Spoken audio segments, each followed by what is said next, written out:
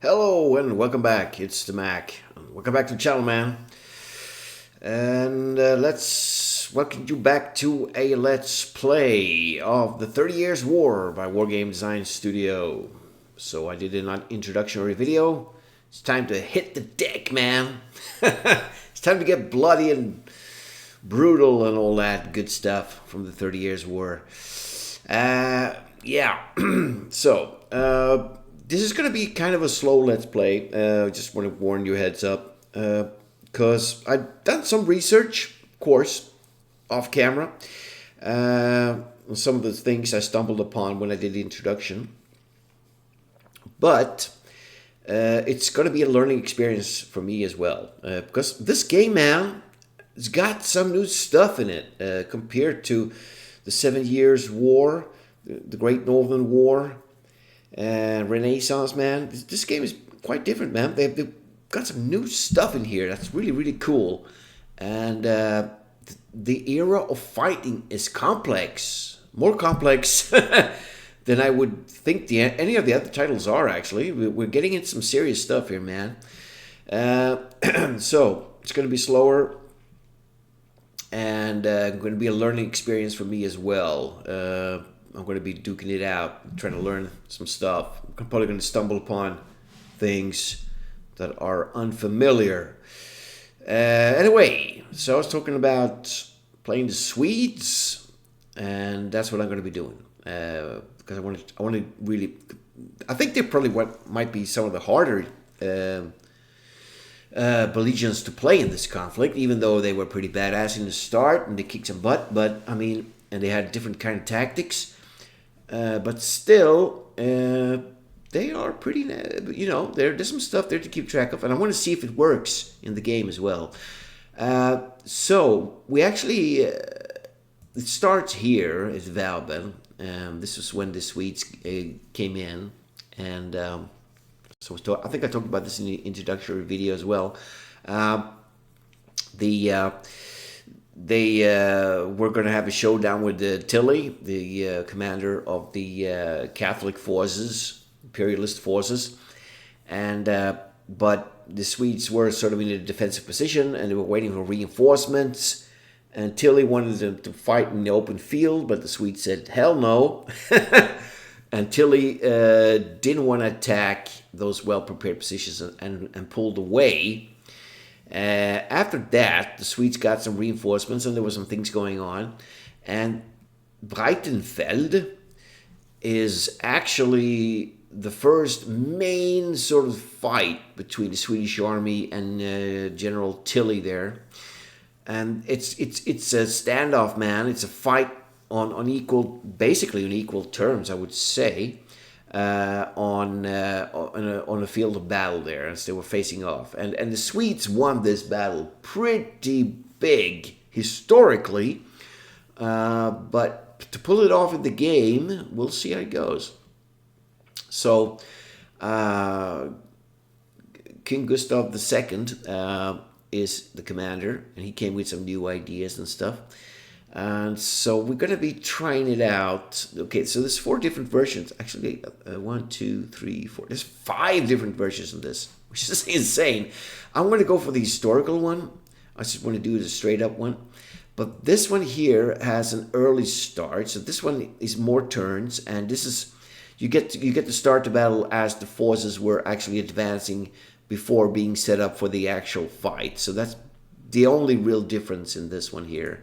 A large Terrico variant. This one is that it says in the beginning here, the scenario has a modified PDT with the increased stacking limit to allow the large, cumbersome Catholic infantry units. So, I don't know.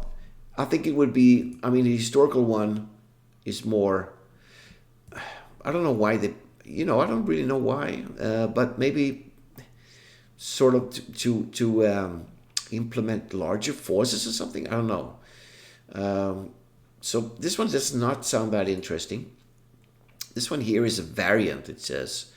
16 turns, so it's quite small, it's less turns. And I don't think it actually says why it's less turns. It just says after, it's the same description as Actually, there is a difference. Wait, hold on here. No, so that's not the one. Yeah, up here. After joining forces with Elector of Saxony, the Swedish king Gustavus felt the time was right to avenge the sack of Magdeburg and face Tilly's army in open battle. Yeah, this one here, the sack of Magdeburg, this is what really spurred the anti-imperialists to be pissed off, and the Protestants, because Catholics, those bastards, sorry if you're Catholic, they sort of massacred, they killed like the whole town basically. There was like 30,000 people there in Magdeburg, and there was only like 400 survivors, man. They just slaughtered and killed everybody in there that weren't Catholic. So it's pretty nasty massacre going on there. I think I said that in this introductory video as well, that the 30 Years' War was, I mean, it sounds like 8 million people died in that conflict, we think. And that's back in the 1600s, man. That's pretty nuts. 8 million people, man. That was a lot of people for the time. Now it's like one major city, but at that time it was a lot of people, man. Anyway, yeah. So what's the difference here? After it just seemed to be Swedish. Was it after joining forces with Elector, Swedish king has the time of revenge. Army open battle. Although Tilly had planned to wait for reinforcements. Not sure. I'm not really sure what's the difference here. It's just 16 turns. But this one here has a salvo variant. This one sounds actually very interesting, because this is actually the concept I want to explore in the game. But I'm not sure I want to just try that just yet. Because the thing is, this scenario uses a salvo PDT. It increases the fire factors of the salvo musket, but no defensive fire capability. In addition, a battalion guns are represented abstractly with enhanced range and firepower for the assorted infantry units. Not sure I really like it. I mean, yeah, I like it, but I want to have control of the guns too. I want to make it feel kind of realistic, you know. So I guess all that's embedded in the units to increase the firepower, basically. It's pretty cool. I probably will try it sometime in the future, but I'm going to go with the historical one, man. I'm going to do that. I'm just going to see how it goes there. So 17th September 1631. It's a medium battle, location north of Leipzig. So the first battle of Breitenfeld. So there were apparently more battles there. This is the only one I really know of, but then again, I don't know everything about the 30 Years' War. After joining forces with the Elector of Saxony, the Swedish king Gustavus felt the time was right to avenge the sack of Magdeburg and face Tilly's army in open battle. Although Tilly had planned to wait for reinforcements so that his forces would be about equal to the combined enemy armies, his impetuous subordinate Pappenheim claimed falsely that his reconnaissance force was too close to the enemy to safely withdraw, and thereby obliged Tilly to march to his assistance. However, when Tilly reached Pappenheim, he discovered that the enemy was still some distance away on the other side of the marshy Lober stream. This gave Tilly plenty of time to deploy his army for a defensive battle, but insufficient for saving his heavy guns and baggage if he attempted to retreat without sacrificing the rear guard. Okay, so there's different accounts of this battle. I'll go into that later on. All right, Tilly deployed his infantry and most of his guns in the center, with a separate battery on Gallow Hill. Pappenheim commanded the cavalry on the left flank, and Furstenberg the right flank cavalry, facing the inexperienced Saxons. There was also a cavalry reserve behind the infantry. After crossing the Lober, the Swedish army they deployed separate from the Saxons, but with musketeers supporting the flanking cavalry and battalion guns, providing additional firepower to the small flexible infantry squadrons, which would rely more on firepower and mobility than melee shock tactics. Default rules, and it's actually suitable to play on either side, which are really cool. So this is what we're going to do, man. So we're going to fire that up. So we're going to be anti-imperialist. We're going to have the imperialist, fog of war. We're going to go default, and we're going to fire this sucker up. All right, so the Imperials get to go first. Yeah. So we'll let the computer run its course. Interesting. Okay.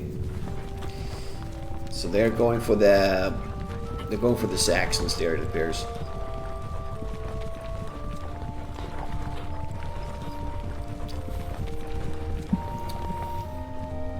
Alright, I hope I get my concentration on here. I'm actually having a couple of beers. It's Friday night. Just got off work. Sucks, but it's good to be back in wargaming and forget about work for the weekend. Then Monday it's back in business again.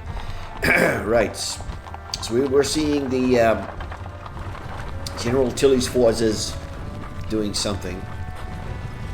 It's moving a lot of stuff. I can hear it's being quite busy there. Got the sweet music on there.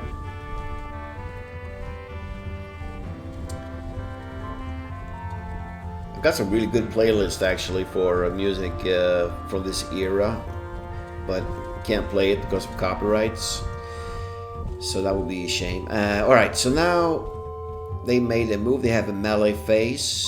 Obviously, nothing is in the melee there. All right, here we go. Right, so there's some strange things going on here, but this is withdrawal in 3 hours.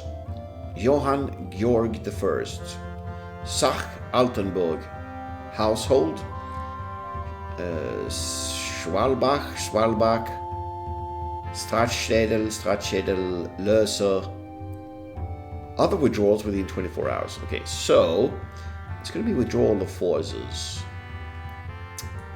And with the empty Imperialist turn 1 of 24. Alright. I'm actually going to switch the music off a bit. Alright. So here we go. The Battle of Breitenfeld. So, we're going to go into some details here. We're going to be doing this by the book, man. We're going to go this deep and have a look. Alright, so the Swedish forces were deployed. So they crossed this marsh here as they were talking about the Lobo. And they deployed here. I think there was sort of 3 separate groups of the Swedes. So they had the cavalry here, and cavalry here, and their infantry in the center. And their artillery, which, by the way, are not represented in this scenario. I can see right off the bat. The thing was, the Swedes actually did have quite a lot of guns in this battle. Heavy guns, but they're not represented here, which is kind of strange. They should be, but they had guns as well, because this battle actually started with a pretty big artillery duel, which the Swedes actually got the better of. They were sort of more skilled at artillery, and then the battle started basically. So we have Banner. He's commanding this, what would it be, the Swedish right flank. So this is a whole cavalry force here. And look at this. Gustavus Adolphus. He's right there. I read historically he was somewhere in the middle, but apparently he's with the cavalry here. So maybe he was. Who knows? There's probably lots of different accounts of this. I mean, who knows what's true and not. It's many years ago, but the book I read about it, and the stuff I've been looking up is that he was in the center. But okay, he's over here, so he's in that flank there. We have another cavalry wing here, and that is, here he is, Horn. Yeah, he was in charge of this cavalry here. And in the center, it was Teufel. And these are this 4 different Swedish this should be first line. Yeah, first echelon infantry moving in. These would be the reserves. Second line, yes. There, the second line is in the back. Who's in charge there? Hepburn. It's Hepburn, okay. He was in charge of the second line there. Okay. Here's some guns. See, these are light guns. There's no heavy guns here represented in the battle, which is kind of strange, because I think the Swedes had a lot of artillery actually with them here. but it's not really shown in this account. Right, so what happened here? The thing what happened was, historically, was that the Swedes didn't actually attack right away. The Tilly made the first move historically in this battle. Right, we're gonna have to examine the Saxons. So these were a lot more lower quality troops. We have Johann George I. He's in charge of them, and they're sort of deployed in the back of this sort of hill, like I would say. Their forces were pretty inferior, and apparently, okay, we have. It looks like they all got released.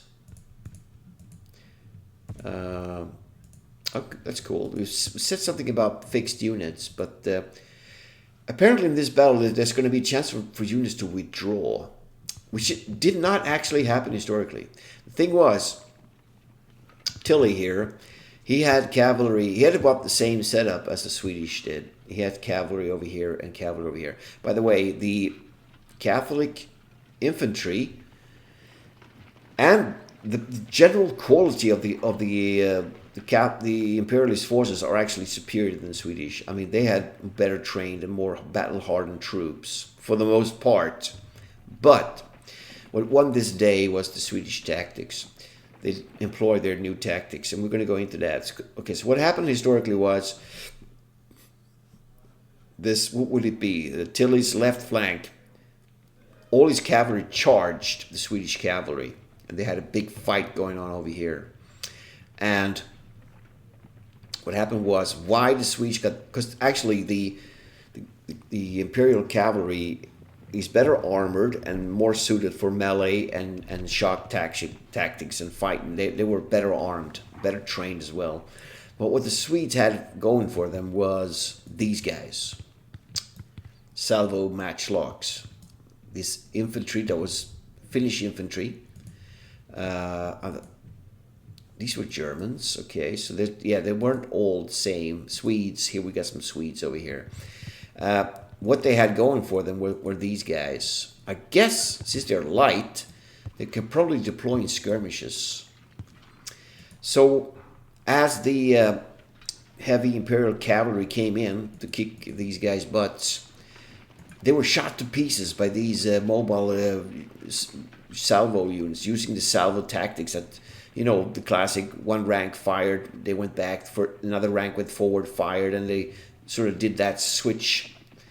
And so they have 3 ranks of firing, so it would be continuous shootout, you know, like a machine gun basically. And so the cavalry was shot to pieces, and that made these guys have the upper hand in the actual fight. These guys are pretty good though. They have melee 4 and stuff, so they were pretty badasses, you know, but not that well armored and stuff. But they were pretty good at horseback and fighting. Here we have people with I would say they have guns probably. Yes, we're going to go through the units and stuff. Let's look at cavalry first. So here we have a cavalry. Let's take the frontline units actually. So these guys, quality A, these are like badass right off the bat. When it says front 99, I was struggling with this in the introduction. So what that means is, because before, in the old rules, when you stacked units, only the unit at the top could fire, and the second unit, it's only the first unit in the stack that could actually fire. The rest couldn't fire because it was, you know, they couldn't get the firing line going and stuff. So they changed that now. So this unit actually occupies 67% of the 100-meter hex. So there's actually room for more units to pile in and fire. In this case, it's 99%. So these guys are, doesn't say how many ranks they are, but there's 350 horses here. So they are probably taking up most of that 100-meter space anyways.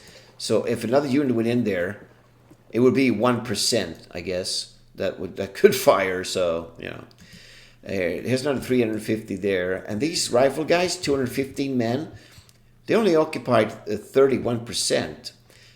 because they're 3 ranks deep as well. So you could fit more of these guys in here and lay down a deadly fire until that's 100%. And that's when we come up to that that I didn't really understand. It says when it says, I don't know if we have any unit here that actually is masked. When it says masked, it means that that unit cannot lay down any fire or any ranged combat because they're obscured by the other forces in the hex, so they're masked basically. And what else? That would cover that. Yeah, assault penalty doesn't mean that they have an assault penalty when fighting other stuff. It only means that they have an assault penalty when charging or fighting in obstructed terrain, like bushes, trees, marsh. They will get a penalty because it's going to be hard to control the horses and stuff due to the terrain, basically. These guys, 300 men, they actually have 100%. Okay, so they probably have different kind of ranks. 50%, these guys, 150 horses there. All right, so that is the cavalry and these badass muskets. So you would probably want to deploy some skirmishes and stuff and harass the enemy here when they're fighting. All right, so let's look at the typical infantry company of the Swedes here. So they used skirmishes a lot, and they have these guys are 3 rank deep as well, and they have the salvo matchlock technology basically. So they dish out some pretty good firepower, these guys. And then we have the meat of it, the main infantry. They can block and stuff, but there's not that many men. It's only 466 men, so they're quite small. Look at this, it's only 380 men. Pretty damn small. But we have these guys. Okay, we have more. They have more. Yes, they said squadrons. So there's more mobile units with firepower. So these guys have the guns. So we can deploy the guns with the infantry and fire, cause a lot of damage close range, and we'll have these guys dishing out some firepower as well. Doesn't say. I don't wonder if these guys have pikes as well. They probably have, because they have great melee numbers as well. So that's the tactics of them. You want to use these skirmishers to harass the infantry, and then use these guys to grind them down with fire, and then charge, basically, and try to fight them off. So the Swedes are going to rely upon firepower a lot. Here we have another unit. Same kind of deal. They have those light guns, 3-pounders. Same deal, basically. With firepower and stuff. Same deal here. Actually, here we have some more heavy guns. We have 12-pounders. Yeah, alright. So 4 guns, 4 guns, 4 guns. Okay, so here are some heavy guns. 3-pounders. Not as much as there actually was historically, but still. Okay, we have more infantry here. Swedish foot.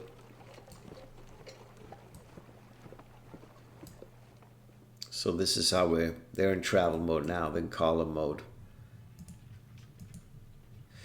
Yeah, so that's that. That's basically the Swedish forces there. We're going to be doing that. Oh, look at this. We have Green Brigade. Yeah, all right, yes. Another thing that we were struggling with was, and actually, I couldn't really find anything about it in the manual. This here, the quality rating. It says +2. We're going to be doing we're going to do a little search here and just see what the hell if I can find anything. I try to, but let's look at the quality. Yeah, so that I think it might have to do with commanders, or if they are in favorable terrain, maybe, or something like that. So we're gonna have a look at this real fast here. They have a higher quality of the guards units. We know that. You know, you can have A plus and stuff, but this was like a B+2, was it? B+2. Yeah. Could be commander ratings that give bonuses as well.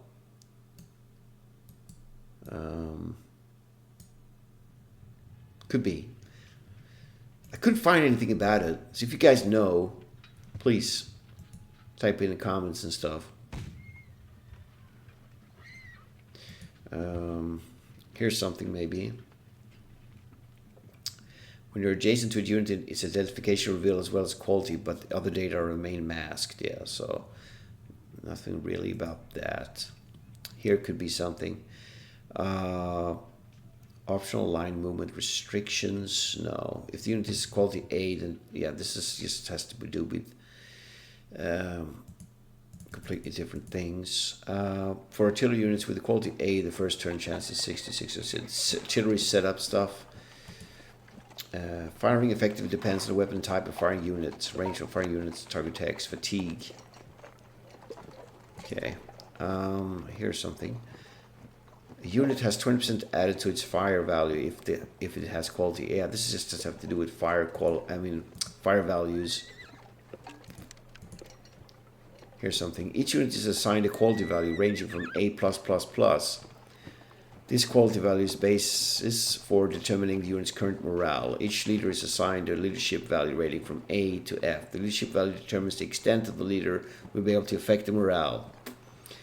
Yeah, we know that. This determination is based on random number. Okay, yeah.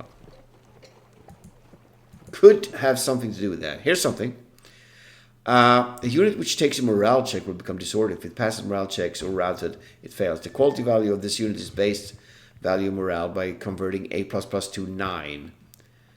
8, 7, 6. That's right. So it was a +2, right?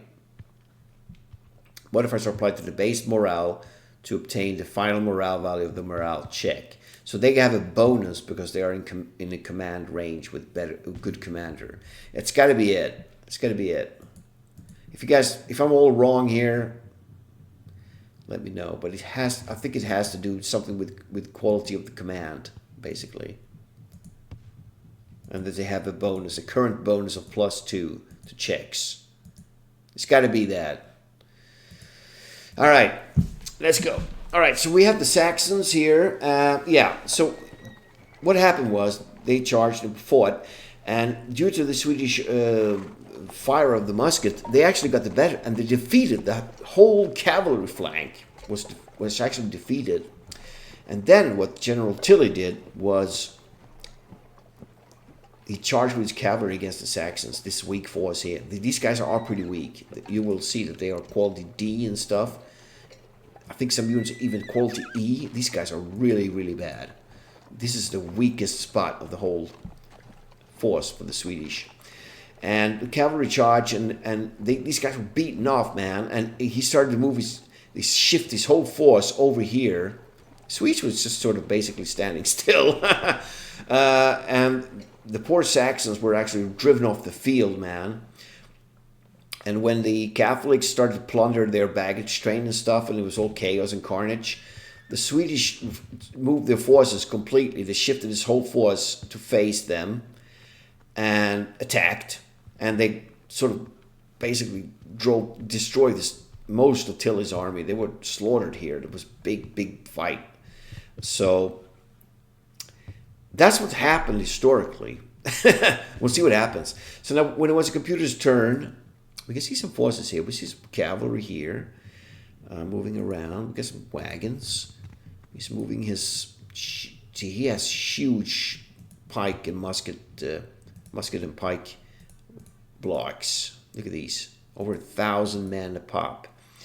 So these are huge compared to the Swedish smaller ones. There's 500 men. See, this one is 5. So it's actually more. There's 1,500 men there, but they're all split up in different forces with firepower and stuff. We have, this should be cavalry. Horn. Same deal here, yeah. And we have some musket guys.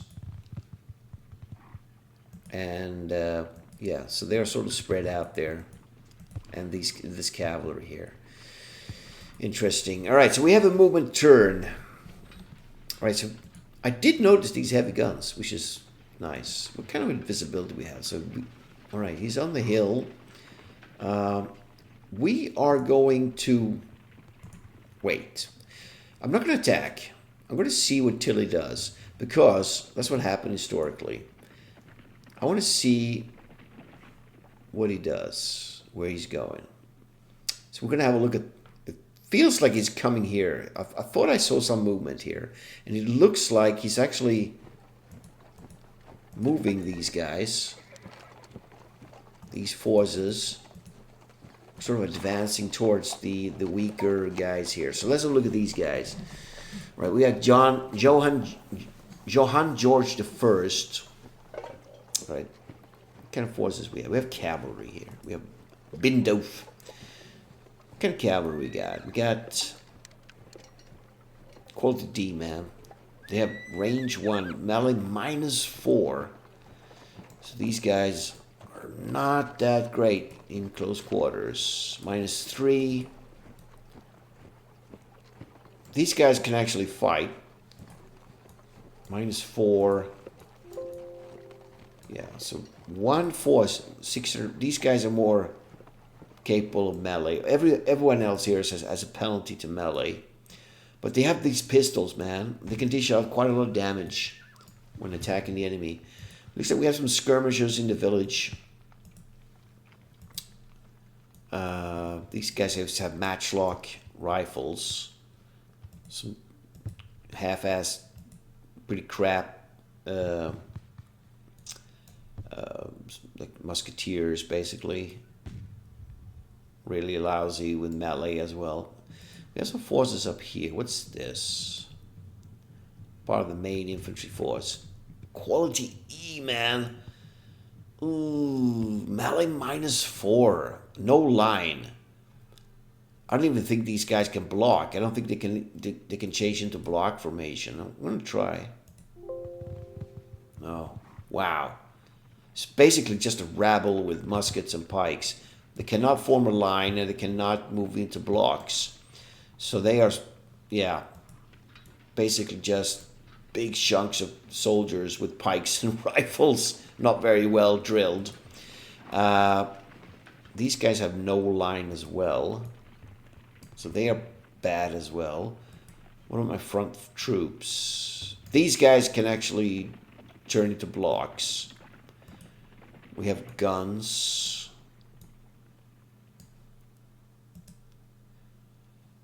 Okay, we have some guns on this hill facing in different directions. 6-pounders, 12-pounders, and cavalry. All right. Okay, so it looks like he's going for an attack here. So we have this block here. It's 1,000 men. I wonder how much they would obscure if they move up here. They could fire these guns, but if I move into them, they might not be able to fire. We can see. Okay, the guns can fire, but the pikemen cannot. The guns are all in front of the pikemen. Which is fine, I guess. We could use it like that. I don't like these guns being undefended like that. It's kind of scary. Let's get those guys in the block. Okay, so takes them a turn to get in there. These guys can get in there. So the guns can fire, and some of the infantry can actually fire there as well. What are these guys? Can block. Alright, so put them in blocks. And this lousy, what about this? These guys cannot. 1,000 men. So we want to get them down a bit. Maybe sort of set up some sort of defense here.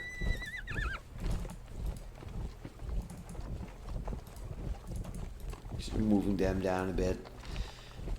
We have some better forces here. There's actually an objective here as well. 50 points. Yeah, so another important thing to check is the parameter data. All right, we got 15-minute turns. Stacking is 2,000 men. Wow. And 666 horses. That's interesting. Is the max stacking. Okay. Extended lines we have here. Okay. Wow. Okay. A lot to keep track of here. But we don't need to crunch the numbers. Right. So we have the cavalry here. Want to get some guys covering those guns. So that's looking fine, I guess. Get that infantry down there. They can't even form. That's bad. All right. So we're going to wait. Let's see if we can fire within guns. We can. All right. With those 6-pounders. Can lay down some fire here. What's the range of those? 11. Right, so he's probably going to be right in range there. So let's start opening up with some guns. Right, 4 guys killed there. 12-pounders. They can see more from that hill.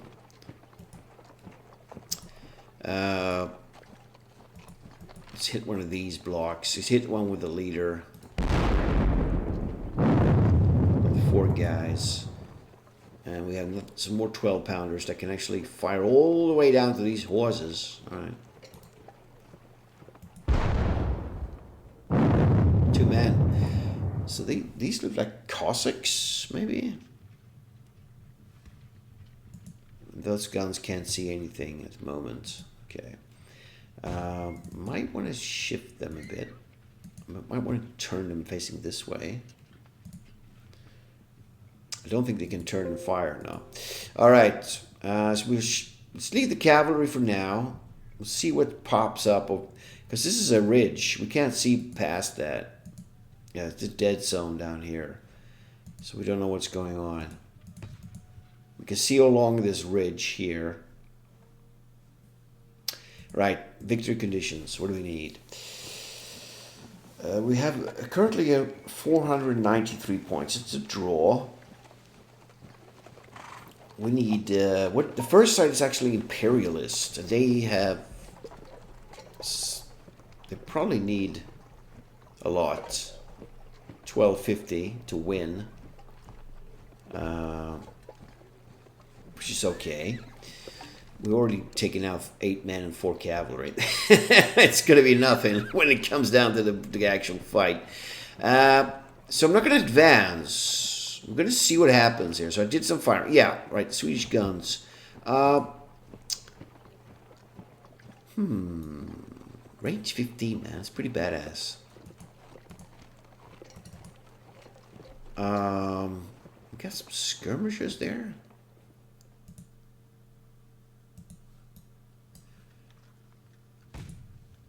These guns too. I think we should deploy them here for now. See what happens. These skirmishers are sort of hanging around here a bit. We have another. What? We got bowmen? Hamilton's archers. These guys look so like they're Scottish. Looks like they have like kilts and stuff. Quality A, man. Bow and sword. 3 ranks. It's pretty badass. Like it. Didn't know they had some bowmen and stuff. This is actually the first line as well. Big force, man. I guess we could sort of get close a bit. Wow, there's a lot of commanders here. Let's see. Brigade commander.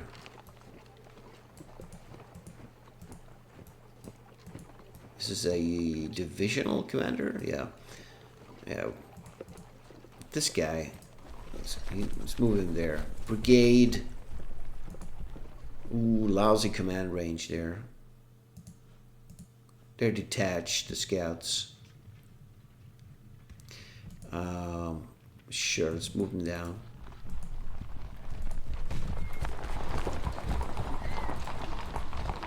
These bowmen, I like them. Let's get them a bit forward here. Why not? We got some cavalry. We got some cavalry supporting us here.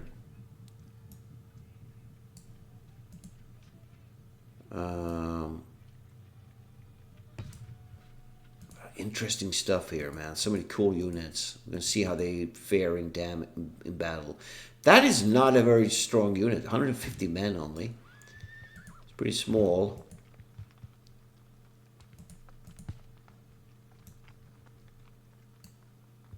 We don't want to kill the king. No, he's there. All right. Okay. So I think I've gone over the most stuff and so the tactics are going to be. We're going to see what the Imperialists do as they did historically, and if nothing happens and it's looking boring, we're going to go for the attack ourselves. But we'll give him a couple of turns to see what the AI does. So I'm going to end it here. I think we did all the firing we can do. Let's save it Breitenfeld.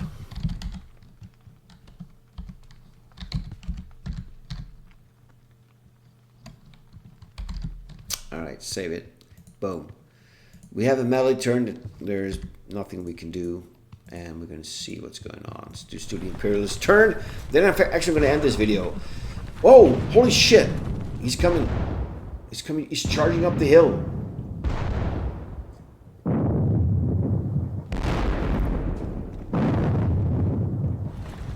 Uh-oh, I think he's gonna go. Oh, he's gonna grab those guns, man.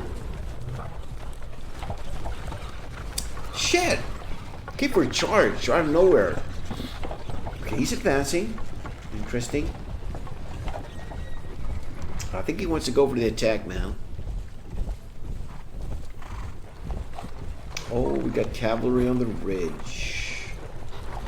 Okay, so he's doing a simultaneous attack there. It's interesting. This is going to be a test run to try out the AI as well. It's supposed to be improved. We'll see how it goes. So they have a melee face. Oh, you turd!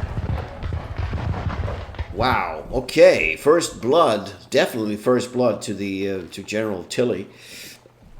Units been released. Units that have been fixed. The right wing. 3-hour withdrawal. 1 battery set up, are 3 checked. Okay, so we have our right wing is fixed. That is bad news. Oh shit.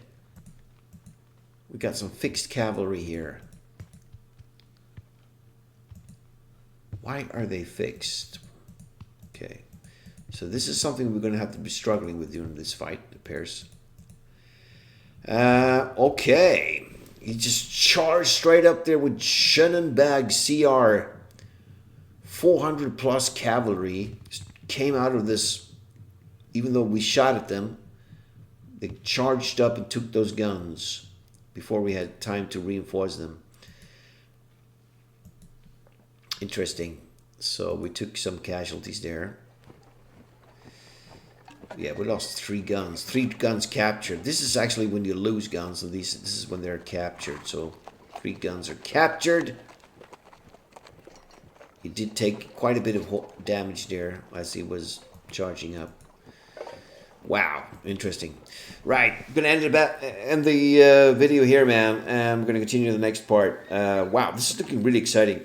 And do type comments and questions and stuff if you have anything during this Let's Play. It's good for me to learn as well. I'm trying to learn this game now, but I think I covered most of the question marks we had in the introduction there. There's going to be an interest to see how to implement actual tactics in this series, but I think it's going to work out good. I don't know. We'll see. So I want to thank you for watching, man. I'll see you in part 2. Have a good one.